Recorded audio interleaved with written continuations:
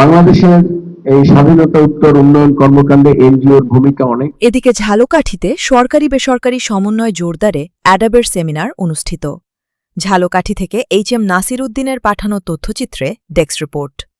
সরকারি ও বেসরকারি উন্নয়ন সংস্থার মধ্যে সমন্বয় জোরদারের লক্ষ্যে ঝালকাঠিতে association of development agencies in Bangladesh ADAB এর সেমিনার অনুষ্ঠিত হয়েছে। 4 অগস্ট মঙ্গলবার সকালে ঝালকাঠি প্রেসক্লাব হলরুমে অ্যাডাব ঝালকাঠি জেলা শাখার আয়োজন করেন। সেমিনারে সভাপতিত্ব করেন অ্যাডাব ঝালকাঠি জেলা শাখার সভাপতি মোহাম্মদ শাহ আলম খলিফা। প্রধান অতিথি হিসেবে বক্তব্য দেন অতিরিক্ত জেলা প্রশাসক মোহাম্মদ কাউসার হোসেন।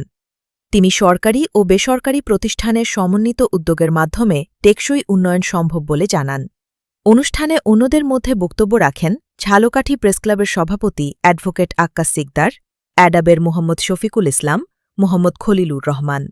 বক্তারা বলেন, সরকারি দপ্তর ও বেসরকারি উন্নয়ন সংস্থাগুলোর মধ্যে কার্যকর সমন্বয়, তথ্য আদান-প্রদান এবং যৌথ উদ্যোগ বৃদ্ধি পেলে জেলার উন্নয়ন কার্যক্রম আরও গতিশীল হবে।